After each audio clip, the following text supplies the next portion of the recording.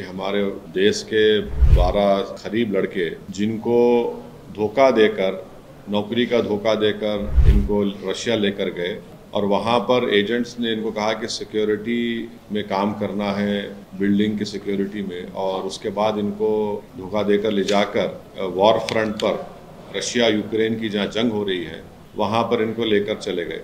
और इसमें तेलंगाना के 2 लड़के हैं, कर्नाटका गुलबर्गा के 3 लड़के हैं, गुजरात का एक लड़का है हेमल अश्विन भाई, कश्मीर के 2 हैं और काशगंज उत्तर प्रदेश का एक है। इन पीड़ित परिवार के जिम्मेदारों ने मुझसे मुलाकात की तो मैंने दिसंबर के महीने में हमारे फॉरेन अफेयर्स मिनिस्टर जनाब जयशंकर साहब को लेटर लिखा। फिर हमारे भारत के जो एम्बेसडर रशिया में हैं उनको मैंने लेटर लिखा और इनके फैमिलीज़ बहुत परेशान हैं। और जो एजेंट्स हैं, इन एजेंट्स ने, एक एजेंट तो बैठा हुआ है दुबई में और उसका नाम है फैसल ख़ान और बाबा व्लॉग्स के नाम से वो एक चलाता है। फिर एक सुफियान है, ये मुंबई का है, और एक पूजा है, ये भी मुंबई की है। इन तीनों ने इन बेरोज़गार नौजवानों की बेरोज़गारी का फ़ायदा उठाकर इनको धोखा देकर रशिया भिजाकर इनको वहाँ पर यूक्रेन की जंग के मैदान में पहुँचा दिया। और जो इंडिया के एजेंट रशिया में है, रमेश उसका नाम है, और एक मोइन है।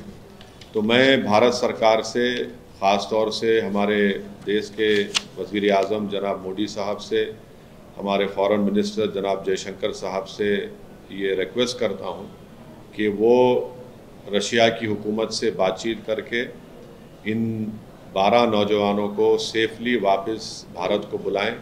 इनके परिवार के लोग बहुत परेशान हैं। उन लड़कों ने अपना वीडियो भी जारी किया कि कैसे उन पर कई मरतबा जंग के मैदान में उनको छोड़ दिया गया, फायरिंग हुई उनके ऊपर, और उसमें से एक उनके साथी जो लड़का था उसकी हत्या भी हो गई, उसका कत्ल हो गया। तो ये इनके परिवार बहुत परेशान है और आप अंदाज़ा भी नहीं लगा सकते उनके माँ बाप, उनके रिश्तेदार किस तरह से कर्ब से अपनी ज़िंदगी गुजार रहे हैं। तो उम्मीद करता हूँ कि भारत सरकार फ़ौरन अपने असर और रसूख़ात को इस्तेमाल करते हुए रशिया की गवर्नमेंट से कहेंगे और इन नौजवानों को सेफली बहिफाजत भारत को लेकर आएंगे।